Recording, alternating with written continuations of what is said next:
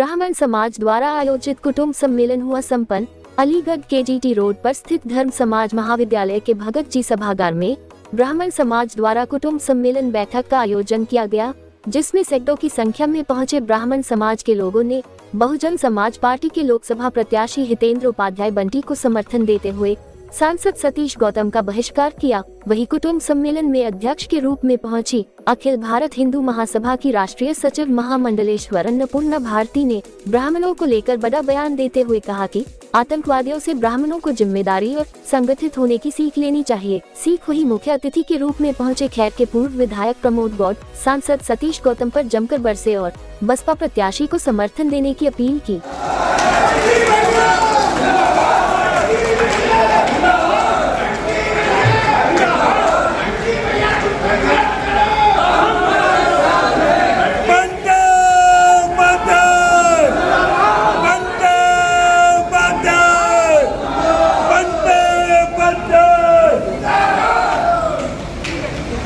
व्यवधान के लिए क्षमा चाहते हैं और खोल दिया तो नंद साम्राज्य का समापन कर दिया।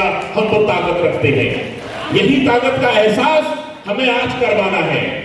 हो चुकी है पीर पर्वत सी पिघलनी चाहिए, तेरे सीने में नहीं तो मेरे सीने में सही है कहीं अगर आग तो फिर आग जलनी चाहिए। और सिर्फ हंगामा खड़ा करना मेरा मकसद नहीं, मेरी कोशिश है कि ये सूरत बदलनी चाहिए, मेरी कोशिश है कि ये सूरत बदलनी चाहिए।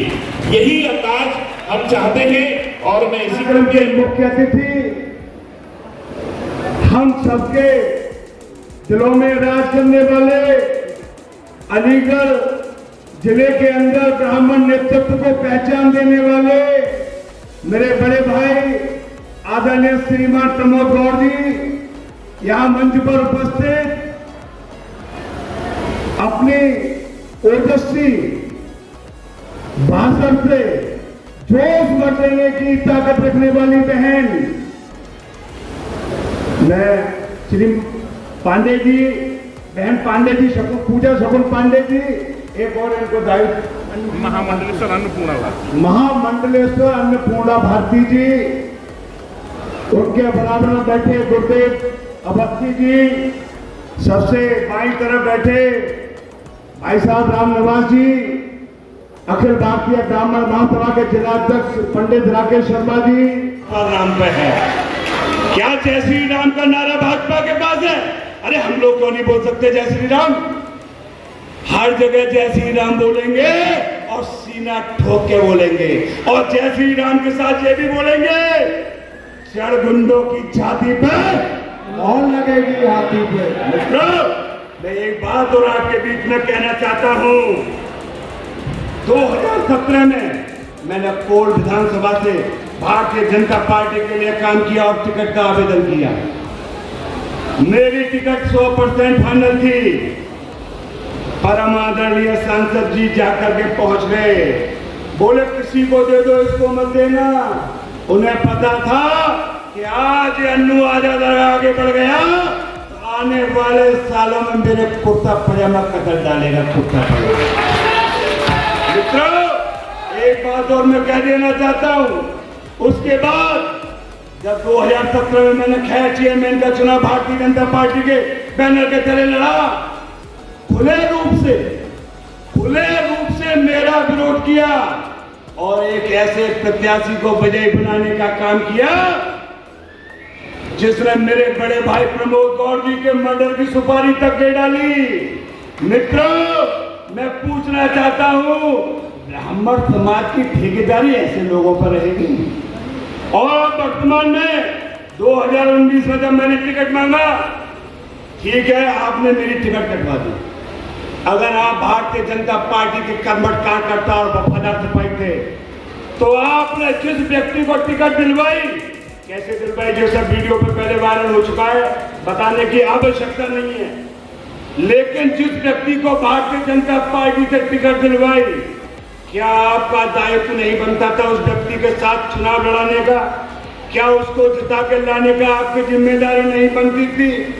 एक मंत्री, खैरते विधायक, सांसद, तब भी मिलकर के भारतीय जनता पार्टी की खैर में वोट आई केवल 1300। 6300 वोट जमानत जब्त।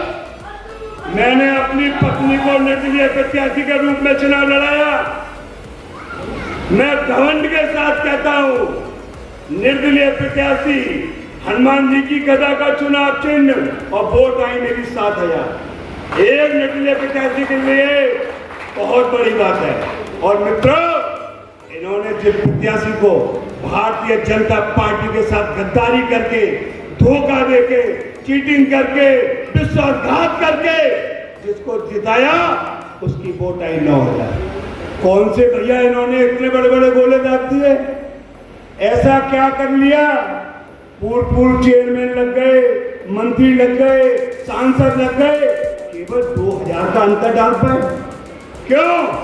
इन लोगों की जो क्षमता है ना, वो केवल इतनी। और मैं आपको फिर बता देना चाहता हूं, एक बार फिर बता देना चाहता हूं मित्रों, और अभी एक बड़ी मजे की बात पंडित जी ने कही। उन्होंने कहा ब्राह्मण सज्जन होता है, श्रेष्ठ होता है। मैं भी मंच पर बैठा, मुझे हंसी आ गई। ब्राह्मण सज्जन होता है, श्रेष्ठ होता है, इसमें दो राय नहीं है। लेकिन एक दो तो छोड़ा जाएगा, एक दो तो छोड़ा जाएगा। इशारे को समझने का काम करें मित्रों। और वोट मैं तो केवल यहाँ ब्राह्मण समाज के लिए आया हूँ। आज कोई राजनीतिक भाषण या कोई वो नहीं है। जैसा मेरे समाज के लोग आदेशित करेंगे, हम लोग वो काम करेंगे। अगर आप लोग इस चुनाव में बंटी भैया के साथ हो तो कृपया दोनों हाथ उठा करके मुझे आश्वासन दें। अभी जिनके हाथ नहीं उठेंगे, मैं मानूंगा वो अभी हमसे समर्पित नहीं है। मित्रों, अगर आप बंटी भैया के साथ हैं तो मेरे साथ नारा लगाएंगे, भगवान परशुराम की, भगवान परशुराम की। और भारतीय जनता पार्टी के लिए बहुत अच्छी बात कहते मैं अपनी बारी को बना। छिन गया तो क्या, ये आसमां छिन गया तो क्या, नया ढूंढ लेंगे। हम वो परिंदे नहीं जो उड़ना छोड़ देंगे, जो उड़ना छोड़ देंगे। बहुत बहुत धन्यवाद। जय श्री राम, जय प्रभु। सांसद जी हैं,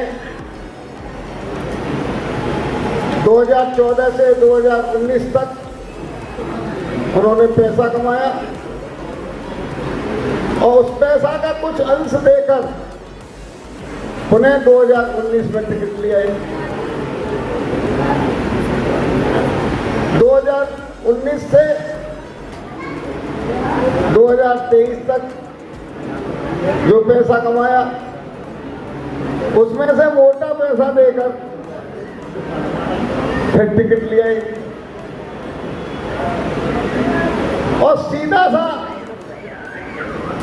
आज जो माहौल देश में चल रहा है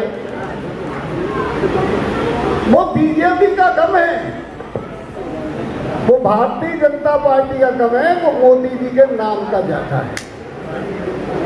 आप लोग जो वोट देते हैं वो मोदी जी के नाम पर वोट देते हैं। हम लोग जो वोट देते हैं वो मोदी जी के नाम पर वोट देते हैं। और जब हम किसी नेता के नाम पर वोट दे रहे हैं तो वो नेता आप जैसे लोगों को भिनगा समझता है कि आप कुछ है ही नहीं। जब उसको मालूम है कि आपने मुझे वोट नहीं दिया, वोट आपने मोदी जी को दिया है, तो वो आपको काहे को घाट डालेगा भाई। हम विधायक बने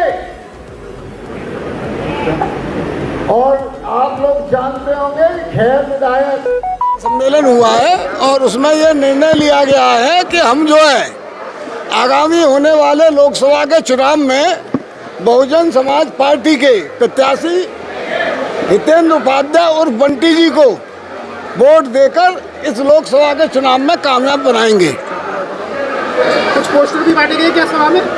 मेरी जानकारी में नहीं है, मैं मंच पर बैठा हूँ। पूर्व सांसद के लिए आपके द्वारा क्या कहा गया? पूर्व सांसद के लिए मैं पहले भी कह चुका हूँ, आज भी मैंने कहा है, इस जैसा करेक्टर होता है, एक शब्द एक करेक्टर लूज होता है। ये सांसद जो वर्तमान में है ये करेक्टर हमारे इस देश में किसी भी प्रकार की समस्या जब भी रही है तब ब्राह्मणों का जो उसमें रोल है वो बढ़ चढ़ के रहता है और हमारे देश के राजाओं ने भी ब्राह्मणों से ही राय लेकर के मार्ग प्रशस्त किए हैं और समस्याओं का निदान किया है। ऐसे में आज का जो ब्राह्मण सम्मेलन है ये अलीगढ़ में होने जा रहे अभी जो आगामी चुनाव है उनको लेकर के एक महापंचायत की गई, जिसमें अध्यक्ष के रूप में मैं यहाँ उपस्थित रही और यही एक प्रण लिया गया है कि शीर्ष नेतृत्व के साथ में जो लोकल नेतृत्व है, जो लोकल पहुंचने वाले हैं, वो लोग भी अच्छे और राष्ट्र हित में और धर्म हित में काम करने वाले हों। गुंडे, मवाली, औरतों का हनन करने वाले, चरित्र चीरहरण करने वाले, मर्डरर्स, ऐसे गुंडा राज जो है वो वहाँ तक ना पहुँचे। तो ब्राह्मण समाज ने मिलकर के आज यही प्रण लिया है हमारे साथ में कि हम कैंडिडेट्स वही भेजेंगे जो इस लायक है, जो इस पद का सम्मान कर सके और जो प्रजा को अपने बच्चे की तरह पालन पोषण कर सके, जो योगी जी और मोदी के सिद्धांतों को जो है वो साकार कर सके। केवल वही कैंडिडेट संसद में जाना चाहिए। सारा स्पष्ट करिए, जनता नहीं समझ पा रही जी कि जनता जी नहीं, ये मत कहिए जनता बहुत स्पष्टवादी है, जनता बेहद समझदार है। बल्कि आज इस सम्मेलन में आने के बाद मुझे बहुत सी चीजें जनता के माध्यम से अवगत हुई हैं। ऐसे में मैं उनके साथ में ताल ठोक के खड़ी हूँ, सत्य के साथ खड़ी हूँ संत होने के नाते, और यही सबको ही कहना चाहती हूँ कि सत्य का साथ दें, डरे नहीं, लेकिन अपना नेतृत्व जो है वो एक चरित्रवान, सैद्धांतिक और एक ऐसा चुने जो आपकी केयर लेने वाला हो, आपका भक्षण करने वाला ना हो, आपका रक्षक हो। भारतीय जनता पार्टी कहती है ब्राह्मण उसके साथ है, तो इस सभा में किस तरह का निर्देश? देखिए ये राजनीतिक सम्मेलन नहीं था, ये ब्राह्मणों की महापंचायत है। भारतीय जनता पार्टी क्या कहती है, बहुजन समाज पार्टी क्या कहती है, कांग्रेस क्या कहती है, हमें इससे मतलब नहीं है।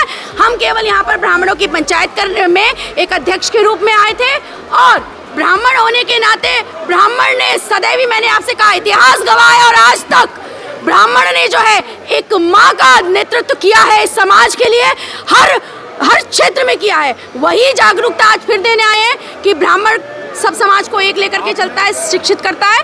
तो ब्राह्मण जो है अपनी बुद्धि का प्रयोग करे और आज जितने भी लोग यहाँ उपस्थित थे वो लोग जो है जागरूकता का कार्य करें, समाज में फैलाएं। आपने एक बात कही, आतंकवादियों से भी कुछ सीख लेनी चाहिए, तो क्या कहा है आपने? आतंकवादियों से संगठन की सीख लेनी चाहिए, आतंकवादियों से जिम्मेदारी लेने की सीख लेनी चाहिए। रावण से भी सीखा था, जब रावण को धराशायी कर दिया था तो भगवान राम ने लक्ष्मण जी से कहा था कि जाओ शिक्षा लो। ठीक उसी प्रकार से ये लोग कैसे संगठित होते हैं, कैसे ऊर्जावान होते हैं और कैसे डंके की चोट बिना मौत से डरे अपने लिए कहते हैं कि हाँ हम जिम्मेदारी लेते हैं।